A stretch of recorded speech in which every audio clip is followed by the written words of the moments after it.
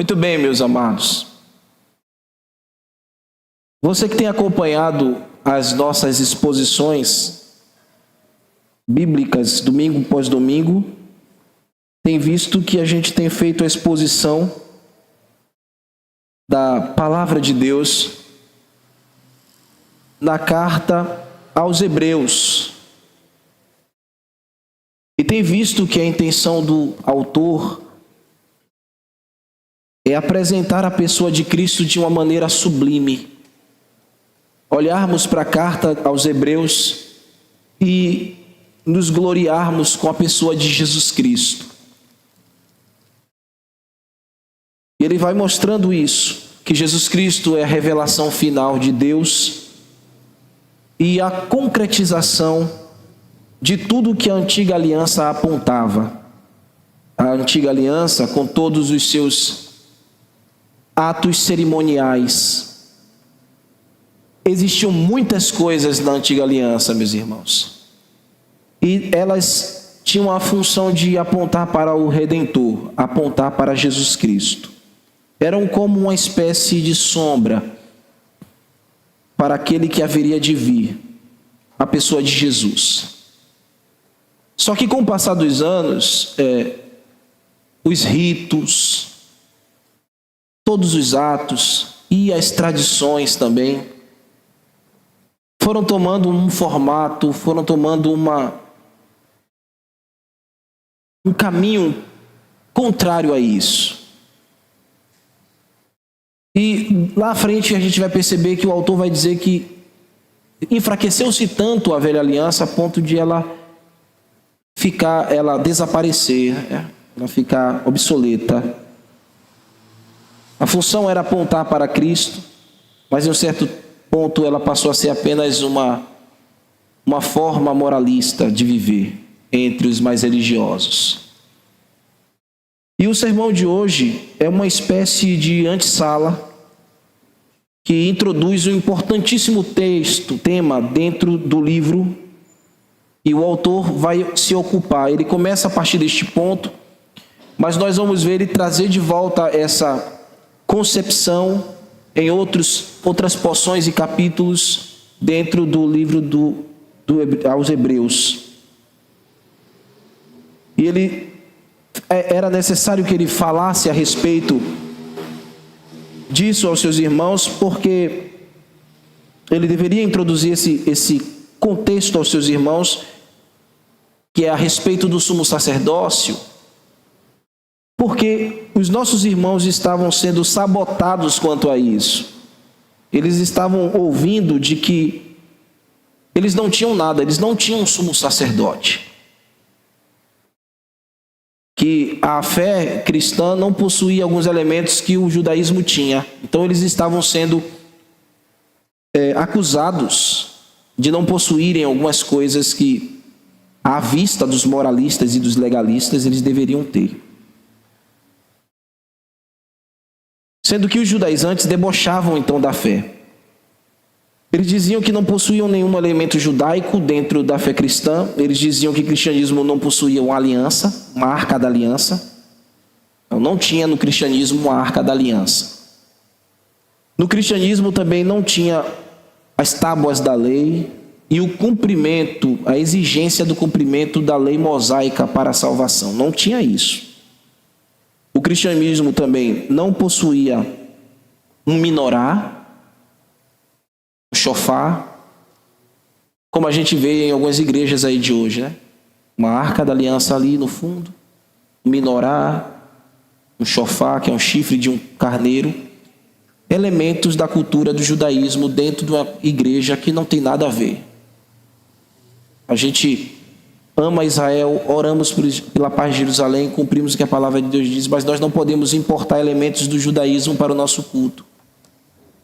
Pastores que andam com aquele talit, ou aquele negocinho na cabeça, né? Acho que é equipar o nome daquilo. Equipar. Então importam elementos do judaísmo para dentro da fé cristã. Então o cristianismo não possuía levitas. Então nossos irmãos que cantam aqui não são levitas. Eles são servos de Deus que cantam. podemos dizer que são cantores, são instrumentistas. O cristianismo não tem levitas. Nós não chamamos os nossos irmãos que servem a Deus na parte da música como levitas. O cristianismo não possuía o Urim e o Turim, por exemplo, eram pedras que eles consultavam a Deus no passado, o hebreu. Nós não temos isso. Nós não usamos a Bíblia como um amuleto. O que Deus vai falar comigo hoje? Converta-se, senão você vai para o inferno. Não era não, então. Paraíso, sim. Agora tá bom, Deus está falando comigo. A gente não tem, o cristianismo não tem amuletos. O cristianismo, ele não utilizava indumentárias sacerdotais.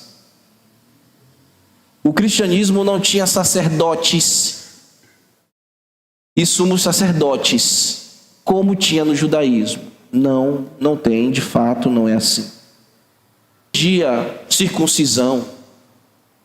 O cristianismo não tem estas coisas de dieta, de alimento proibido. No São João eu não posso comer milho, amendoim. Faça uma panela e me convide, que eu vou lhe mostrar como é que a gente resolve essa tensão. Porque, irmãos, Cristo nos libertou. Cristo nos libertou destas coisas, irmãos. Como a gente sorri para essas coisas, né? Mas um testemunha de Jeová não permite que alguém faça cirurgia e precise doar sangue, porque eles acham que se doar o sangue, eles estão pecando, estão quebrando a ordenança de Deus. E às vezes um ente querido morre porque não pode receber uma transfusão de sangue. Isso é um legalismo miserável. O cristianismo não tem essas coisas, irmãos. Cristo nos libertou. No cristianismo você pode comer aquela carne de porco gostosa, né? Pode fazer aquela galinhada ao molho pardo. Cristo não proíbe essas coisas. Aliás, quando Pedro teve aquela visão, irmãos, que tinham alguns animais imundos e o Senhor Jesus dizia para ele: Pedro, mata e come. Não, Senhor, de forma alguma eu vou colocar essas coisas nos meus lábios. Não torneis imundo aquilo que eu purifiquei. Então, dito isso, o Senhor purificou essas coisas, né? Havia purificado essas coisas. Então, meus irmãos, no judaísmo, estas coisas que passaram a serem observadas como uma maneira legalista e moralista, fez com que muitos cristãos sofressem a exigência descontinuada. No cristianismo essas coisas foram descontinuadas, mas alguns estavam querendo importar isso para dentro da fé. E como eu disse, o Cristo já nos libertou. Então o que os judaizantes falavam para os nossos irmãos, contextualizando? Vocês não têm nada. Vocês não têm nenhum elemento que prove a razão da fé de vocês. Nenhum elemento visível, palpável. Vocês não têm um templo dedicado a Yahvé, vocês não têm. Se reúnem em casas. Vocês não têm sacerdotes para o sacrifício diário, para a purificação de vocês. Vocês não têm um sumo sacerdote para a expiação do pecado de vocês anualmente. Então vocês não têm nada, vocês são na verdade uns ateus. Eles eram acusados de ateísmo. Só que os judaizantes não sabiam, ou não queriam crer, que Deus fez tudo isso em Cristo. Que a fé cristã tem sim um sumo sacerdote. Nós temos um sumo sacerdote e único mediador entre Deus e os homens. E o autor sagrado vai fazer isso. Ele vai mostrar aos seus irmãos que temos um sumo sacerdote que oficiou de uma maneira que nenhum outro sumo sacerdote oficiou antes. Ele vai levar os nossos irmãos a relembrar, recobrar isso, que a fé cristã possui o seu sumo sacerdote e considerá-lo como o maior de todos. E mostrar que eles podem se apegar a Ele nos momentos de dificuldade que eles estiverem atravessando.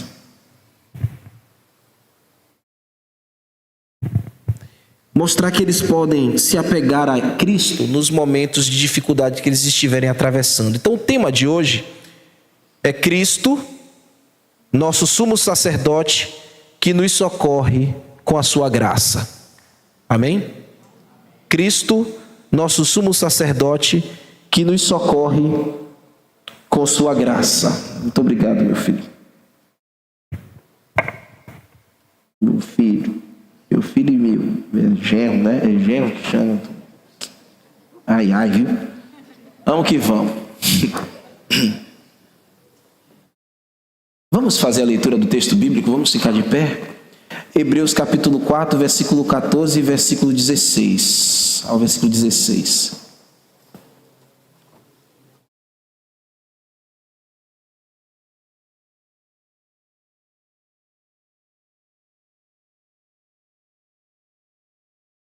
Diz a palavra de Deus: tendo, pois, a Jesus, o Filho de Deus, como grande sumo sacerdote que penetrou os céus, conservemos firme a nossa confissão, porque não temos sumo sacerdote que não possa compadecer-se das nossas fraquezas. Antes, foi ele tentado em todas as coisas, à nossa semelhança, mas sem pecado. Acheguemo-nos, portanto, confiadamente, junto ao trono da graça, a fim de recebermos misericórdia e acharmos graça para socorro em ocasião oportuna. Amém. Senhor, eis a tua palavra, fala conosco, como foi orado aqui. Conduz, meu Deus, a minha voz, que eu possa ser como um instrumento nas tuas mãos para a edificação do teu povo. Me humilho em tua presença, Senhor, para que o Senhor seja exaltado nesta hora. Edifica teu povo, no nome de Jesus. Amém. Podeis sentar, irmãos. No verso 14, vemos o sumo sacerdote, o supremo sumo sacerdote de Cristo, sacerdócio de Cristo. Vemos que esse sumo sacerdócio é de uma ordem especial. Mas vamos observar como o autor sagrado se ocupou em colocar essa realidade diante dos nossos irmãos. Como que esse sumo sacerdote tem uma origem especial. Verso 14, põe os olhinhos no texto. Tendo, pois, a Jesus, Filho de Deus, como grande sumo sacerdote, que penetrou nos céus, conservemos firme a nossa confissão. Vamos passo a passo aqui. Ele fala que a igreja tem um sumo sacerdote. E ele diz que não é um sumo sacerdote comum. É o grande sumo sacerdote.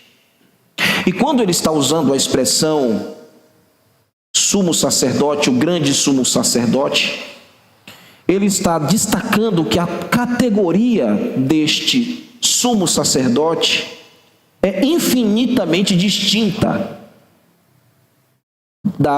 dos sumos sacerdotes da antiga aliança.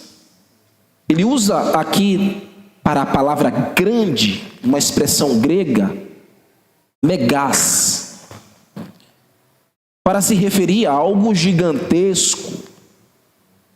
E quando essa palavra foi transliterada para o nosso idioma, o português, ela ganhou o termo que nós conhecemos, megás, mega. Algo gigantesco, grandiosíssimo.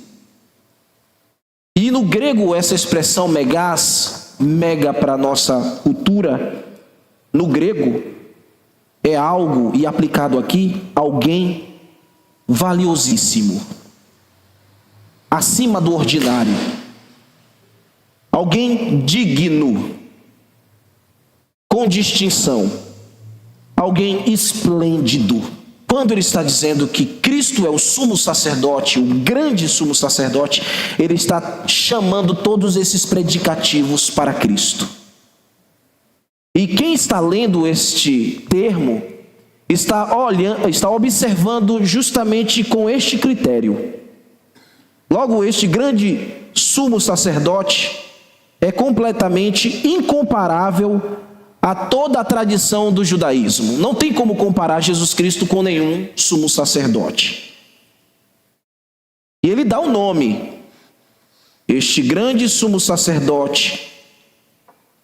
Logo no início do texto ele diz: temos, pois, a Jesus.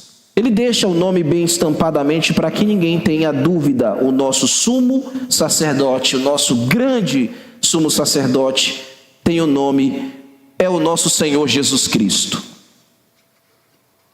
O sumo sacerdote da igreja, meus irmãos, não é um homem comum. O sumo sacerdote, o grande sumo sacerdote da igreja não foram os apóstolos. O grande sumo sacerdote da igreja não são os seus pastores. O nome dele é Jesus Cristo. Sim, os apóstolos e os pastores da igreja primitiva, como os pastores da igreja contemporânea, não puderam realizar ou não foram classificados como sacerdotes porque eles não oficiavam como os sacerdotes do passado, da antiga aliança. Um sacerdote fazia o quê? Em suma, sua principal atividade, um sacerdote, levar diariamente sacrifícios para a purificação do povo. Era uma espécie de mediador ali entre o povo judeu e Deus. Então todos os dias haviam gente degolando rolinhas, carneiros, bois, e os sacerdotes cumpriam isso.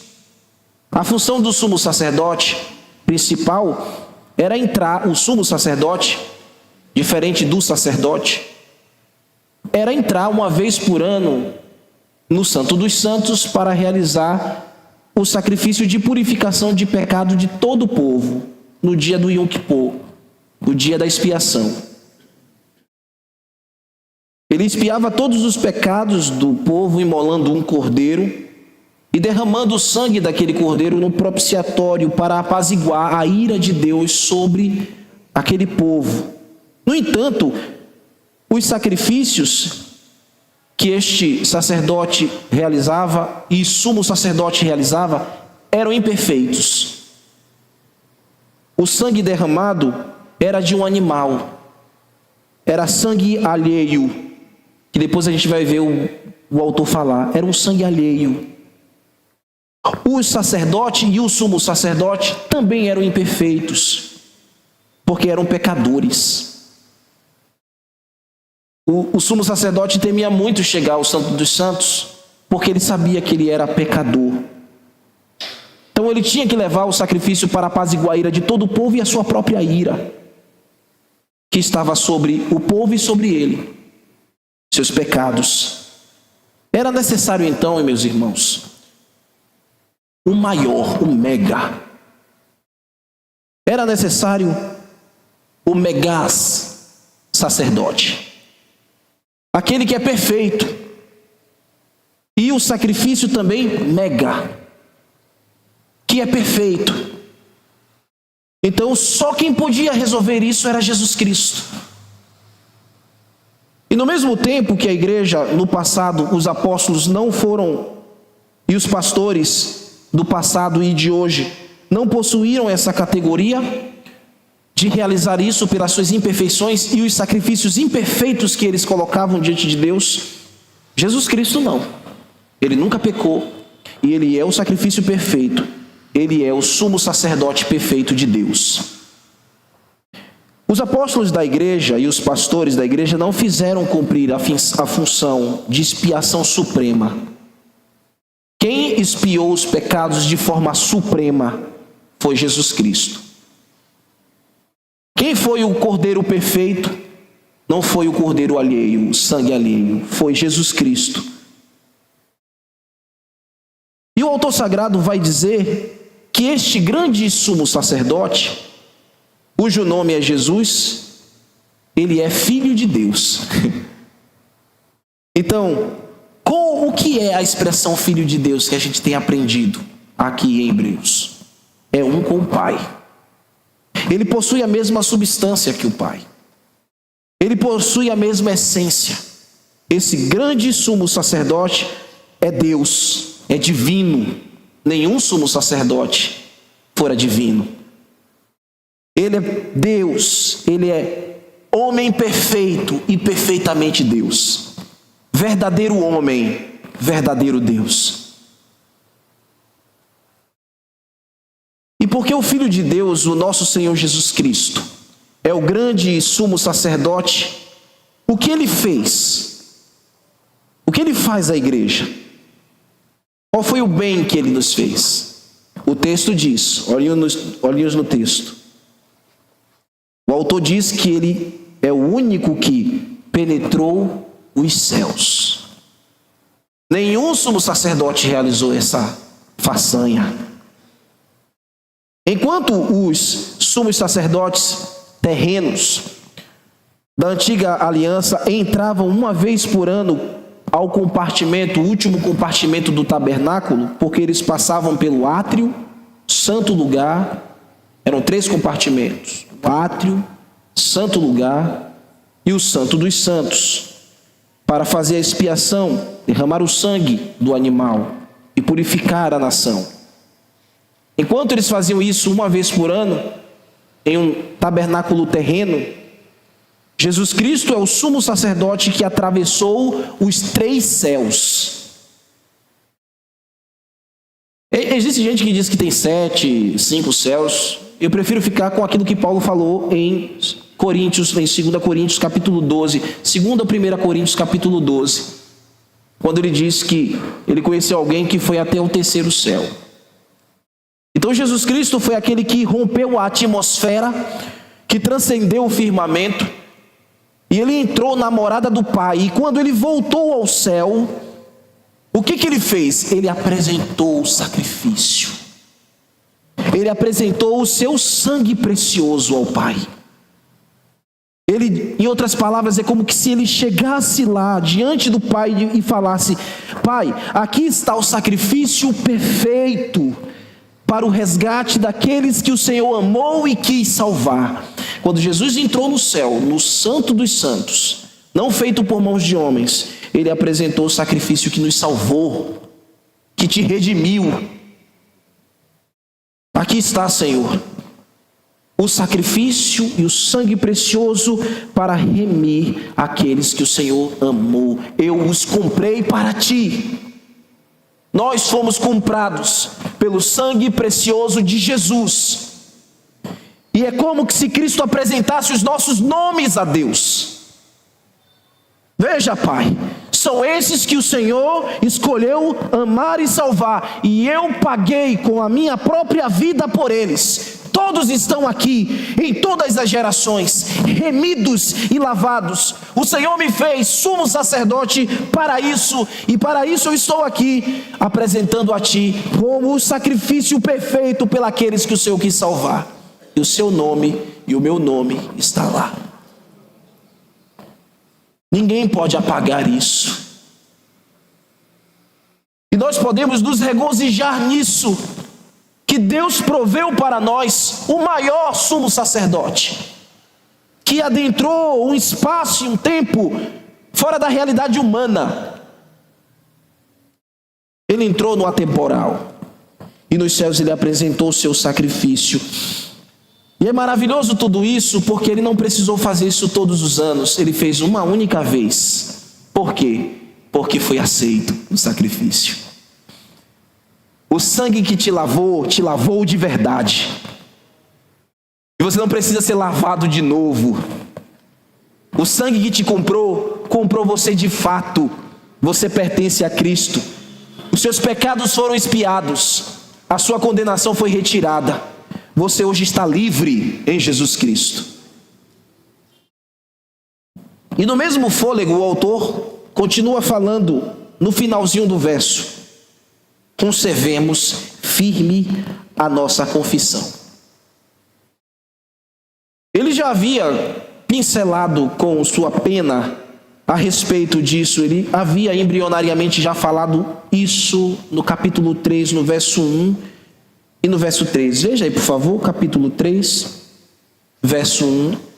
Ele diz assim: por isso, santos irmãos, que participais da vocação celestial, considerai atentamente o apóstolo e sumo sacerdote de nossa confissão, quem?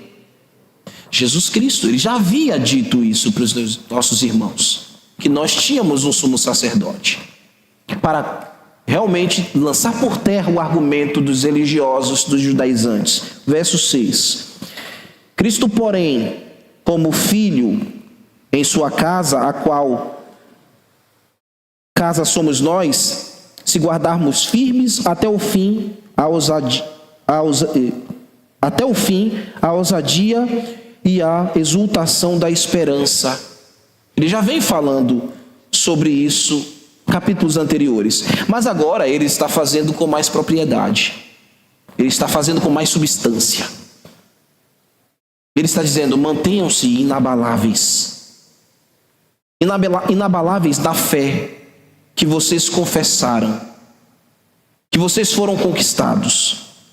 Você precisa professar esta fé e se manter firme nela, e não cair no conto do vigário, no conto dos falsos religiosos. A confissão aqui que o autor está se referindo não é confissão de pecados, é a confissão da fé, é a confissão do Evangelho. Vocês precisam manter-se firmes no Evangelho de Jesus Cristo. Nós temos sim um sumo sacerdote de ordem divina, que oficiou de maneira especial a nosso favor. Mantenham-se firmes por isso. Vocês não estão sozinhos. Há um sumo sacerdote oficiando em vosso favor.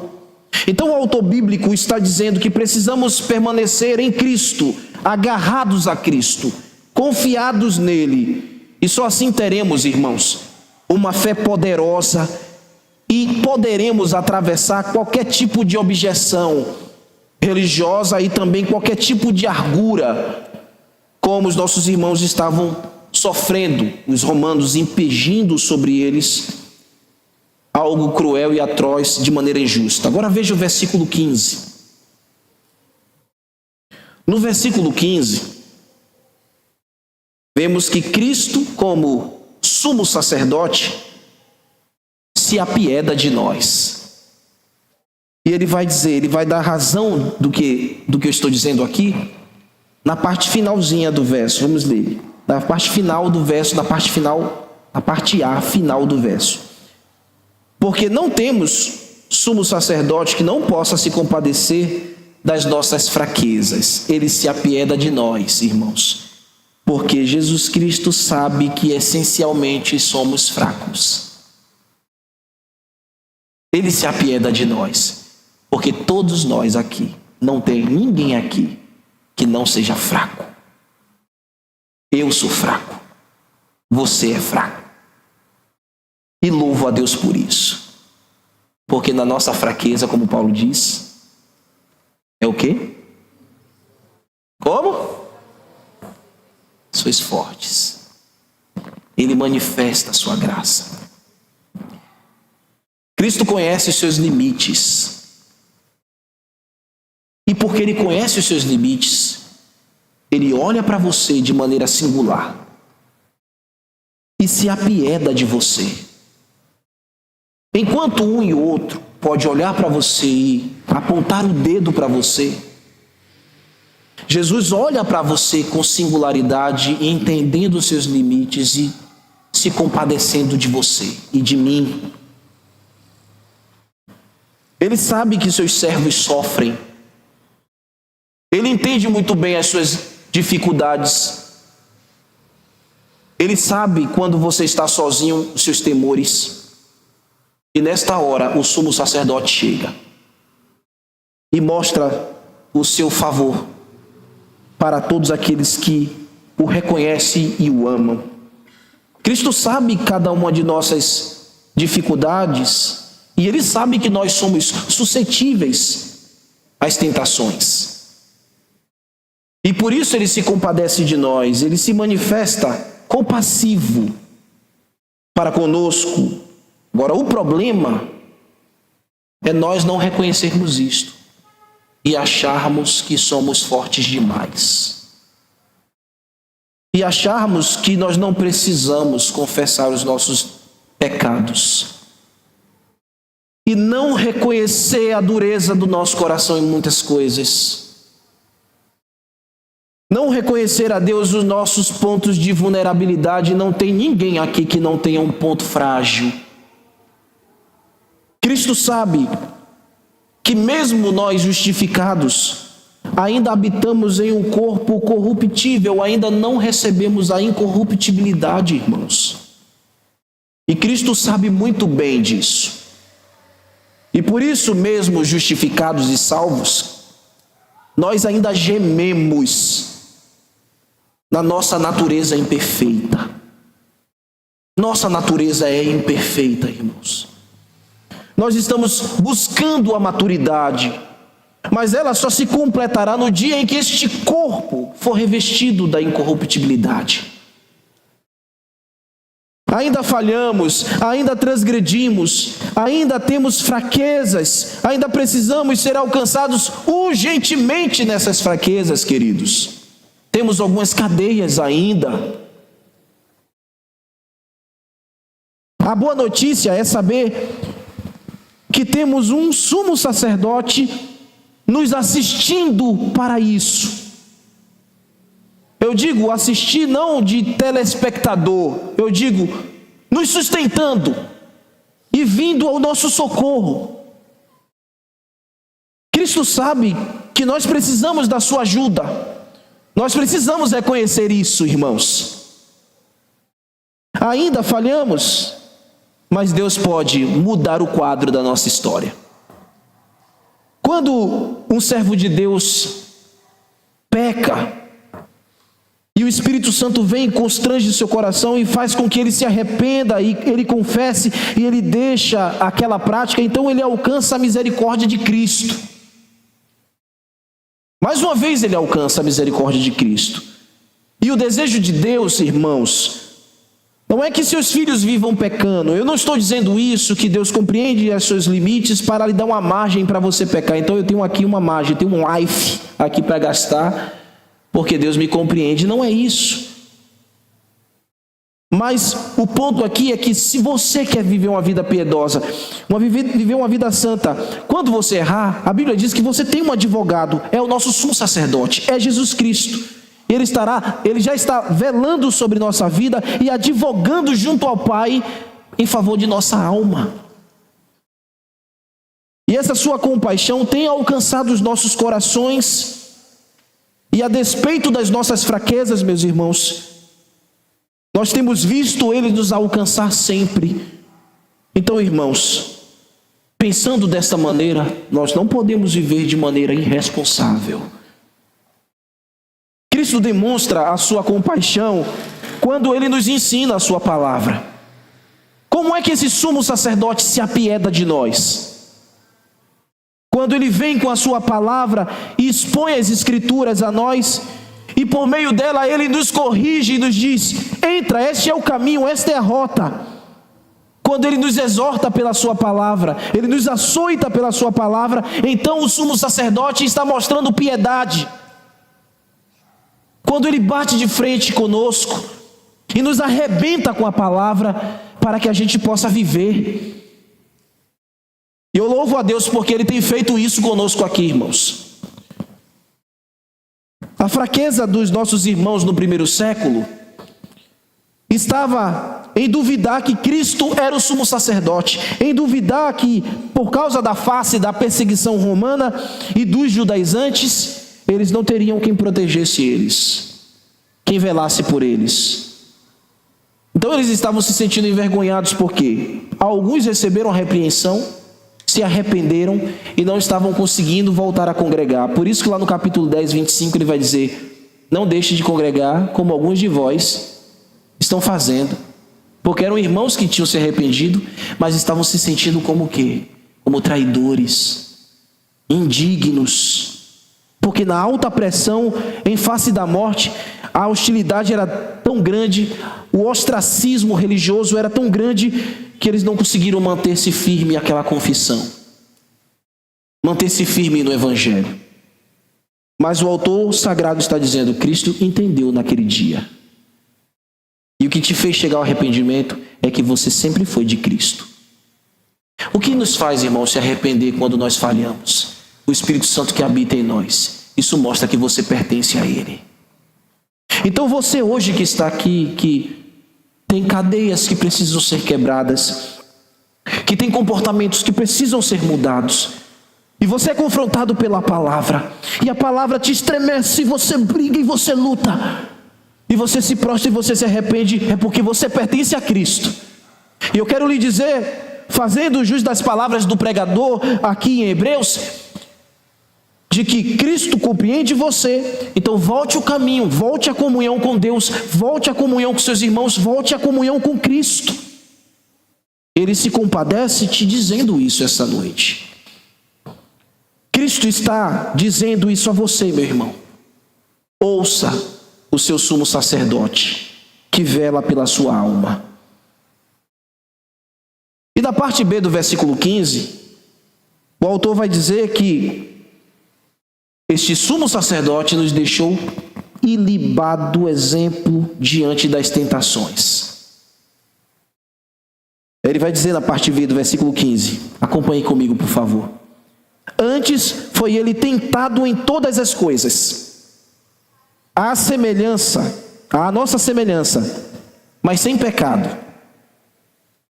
Uma vez que Cristo nos deixou o seu exemplo, sendo tentado em todas as coisas, a nossa semelhança, é essa expressão que o autor usa.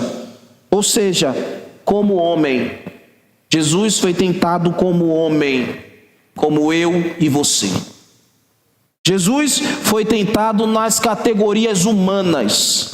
Se a gente puder falar de fragilidade em Cristo, nós podemos dizer, ele se tornou frágil quando ele se humilhou. Quando ele deixou a eternidade, entrou no tempo do homem e se tornou homem. Quando ele se esvaziou das suas divisas, se esvaziou da sua prerrogativa divina, não deixou de ser Deus, mas deixou de usar suas prerrogativas divinas para se tornar homem, ele precisou comer. Então mostrava fragilidade como nós.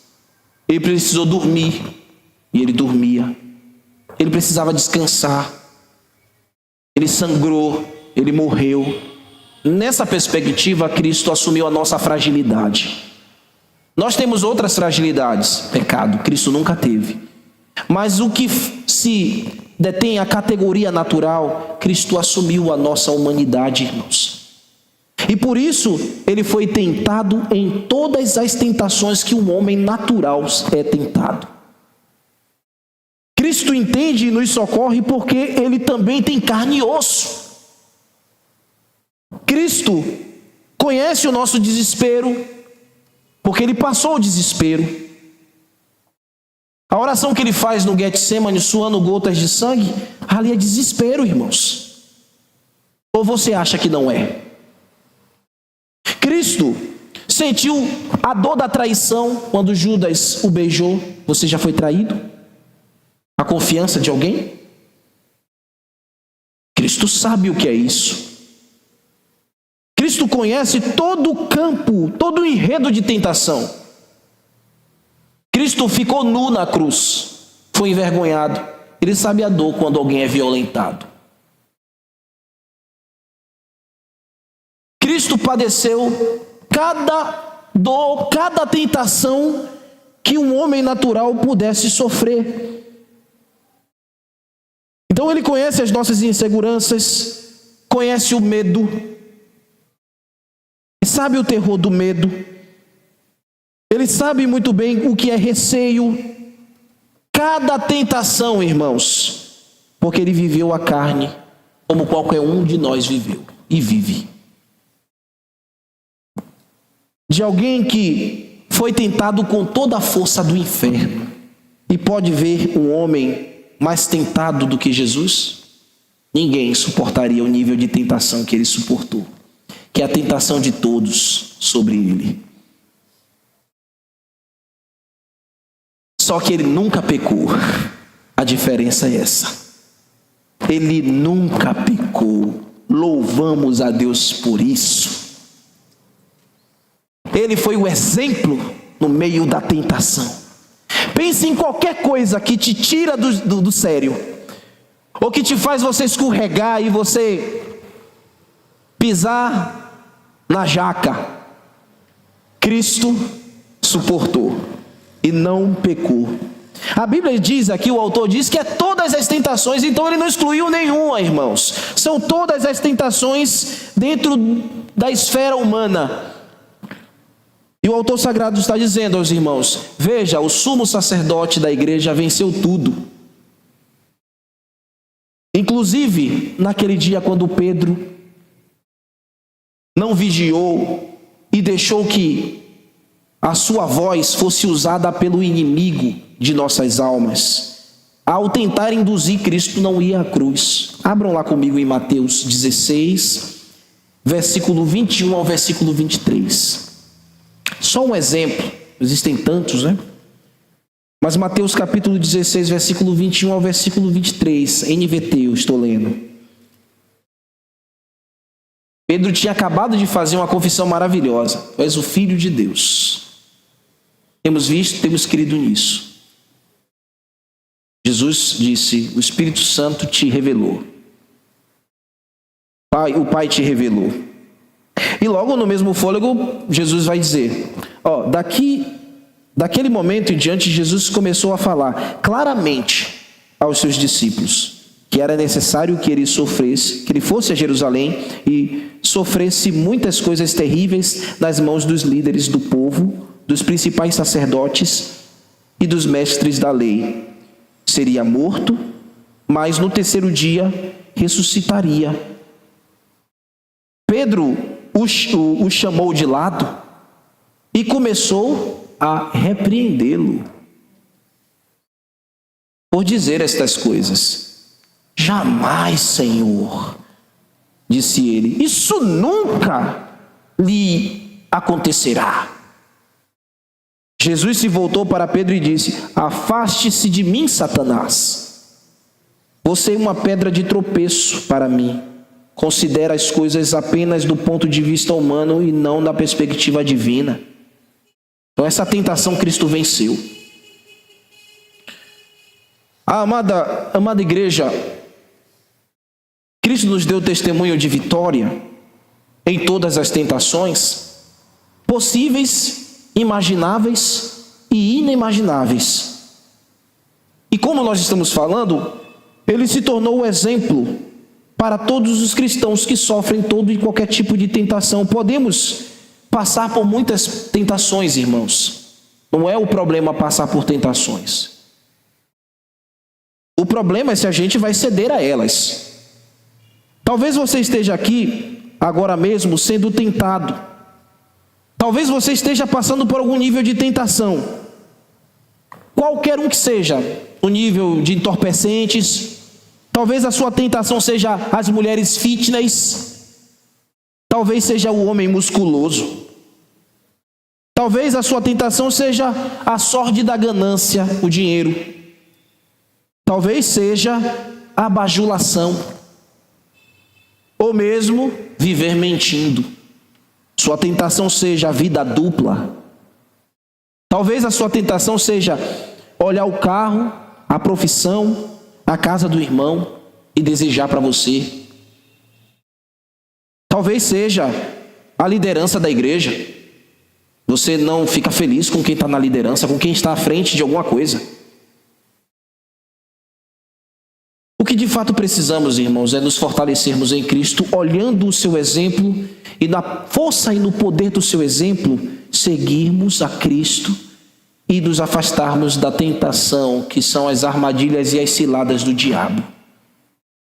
Na passagem da tentação de Jesus lá nos evangelhos, Como foi que Jesus mostrou que devemos vencer as tentações? Firmados na palavra e interpretando bem as Escrituras. Firmados na palavra e interpretando bem as Escrituras. Se você for ver lá nessa passagem da tentação, você vai ver que Jesus repreendeu o inimigo sempre usando a expressão está escrito, e ele citava o texto bíblico. Mas o diabo também disse, está escrito. Está escrito aos teus anjos, dará ordem ao teu respeito para que não tropeces em pedra alguma. Está escrito mesmo. Mas a exegese do diabo é controversa. Jesus disse, está escrito, não tentarás o Senhor teu Deus. Então, irmãos, como é que a gente vence as tentações? Firmados e interpretando bem a palavra de Deus. Essa é a forma de a gente vencer as armadilhas do diabo. Então, homens que enquadram a sua vida, se você enquadrar a sua vida baseado nas Escrituras, você estará plenamente seguro e salvo. Por causa desta vitória de Cristo nas tentações, o sumo sacerdote, nosso Deus e Senhor Jesus Cristo glorioso, podemos confiadamente nos achegar ao trono da graça. É isso que o autor vai falar no verso 16. Põe os olhinhos aí no texto. Por que Cristo venceu as tentações? Aí agora ele vai falar o verso 16. Cheguemo-nos, portanto, confiadamente ao trono da graça, a fim de recebermos misericórdia e acharmos graça para socorro em ocasião oportuna. Diga amém. Esse texto é lindo. Diga amém de novo, eu queria ver um amém mais bonito da igreja. Não é medo de dizer amém não, viu? A gente não tem o costume de ficar falando sempre amém, em tudo, mas tem hora que tem que dar um glória mesmo, amém, né? Então, meus queridos, é do trono de Cristo, que é o nosso sumo sacerdote, todo-poderoso, entronizado, que flui a graça de Deus a todos os crentes em todas as circunstâncias da vida. Então, a graça de Deus, irmãos, flui do seu trono para nos alcançar em todas as circunstâncias da nossa vida. A graça de Cristo renova o nosso ser, revigora as nossas almas, renova as nossas esperanças e nos dá esperança para viver. O cristão depende da graça de Cristo para viver e ele precisa se achegar ao trono da graça. Isso que eu estou dizendo aos nossos irmãos. Você precisa se achegar ao trono da graça. Sabe o que o salmista vai dizer sobre a graça? Ele vai dizer que a graça é maior que a própria vida. Tua graça é maior do que a própria vida. E o salmista diz isso lá no Salmo 63, versículo 3. Essa é a imagem que o autor está comunicando para os nossos irmãos, de que podemos entrar confiadamente, ou seja, com ousadia, diante do trono de Cristo. Isso comunica que Cristo nos recebe diante da sua glória majestosa. Nós somos aceitos diante dele quando nós entramos com ousadia diante da sua presença, que nós não somos inconvenientes dentro dessa presença. Nós somos filhos de Deus, ele nos recebe, nós não somos inconvenientes. Ele tem prazer quando nós nos achegamos a ele. Ele tem prazer, ele não tem prazer na nossa distância dele. Ele tem prazer quando nós nos apegamos a ele, nos colamos a ele, nos achegamos a ele, convicto daquilo que ele fez por nós, do que ele é para nós e do que ele está fazendo em nós. Nós nos achegamos ao trono da graça sabendo que ele é o sumo sacerdote, que fez o sacrifício perfeito, que venceu as tentações e que nos mostra o caminho como nós devemos viver. Antigamente, para alguém chegar à presença de um rei, como de manhã nós estávamos mencionando sobre isso, era muito difícil, só pessoas autorizadas, eram pessoas que possuíam o privilégio do rei, ou que possuía a simpatia do rei, que gozava da sua benevolência. O nosso sumo sacerdote nos reúne a ele pelo ofício que ele fez na cruz. Pelo seu sangue ele abriu um novo e vivo caminho. onde eu e você podemos ter livre acesso ao trono da graça. E como é que nós chegamos, irmãos, no trono da graça? Como é que você vai chegar nesse trono? Esse trono está na sala lá do gabinete pastoral? Não está, não. Está em alguma parte aqui da igreja? Como é que a gente chega lá? Quando a gente dobra os nossos joelhos. Aí a gente chega no trono da graça. Quando a gente dobra os joelhos com oração sincera a Deus, é como que você fosse transportado diretamente para os céus. Quando você orar, você tem que ter esse sentimento. Quando você se prostrar diante de Deus, você ser transportado direto para o trono da graça. E ali, você ser alcançado pela misericórdia de Deus. Você ser socorrido em tempo e ocasião oportuna. É perfeitamente oportuno para nós, irmãos, estarmos prostrados em oração diante do trono da graça. O autor bíblico está dizendo aos seus irmãos: podemos nos achegar agora confiadamente a Ele. Cristo nos deu acesso à sua graça. A distância está em uma oração sincera. Os nossos irmãos precisavam ter isso. Eles precisavam se ver, ter essa imagem, se enxergar diante do trono da graça e alcançar esse favor de Deus em ocasião oportuna. Eles estavam precisando ser fortalecidos, irmãos. A perseguição era muito grande, era muito dura. Sabe, meus irmãos, quando nós nos saudamos aqui e quando nós falamos assim: Pai seja convosco, a gente não gosta de dizer isso? Pai seja convosco, irmão Alex. Quando eu falar para você, Pai seja convosco, e você falar para mim, Pai seja convosco, pastor, é este sentimento que a gente deve ter. Que o Senhor, pastor, esteja prostrado diante do trono da graça. Que você, meu irmão, possa estar prostrado diante do trono da graça. E toda vez que você e eu nos prostrarmos diante da graça, a gente possa estar ali humilhado, prostrado diante de Deus, porque fluirá graça sobre nós. E nessa hora nós seremos socorridos pelo sumo sacerdote da igreja, que é Cristo. Quando eu falar para você, Pai seja convosco, é esse sentimento que a gente tem que ter.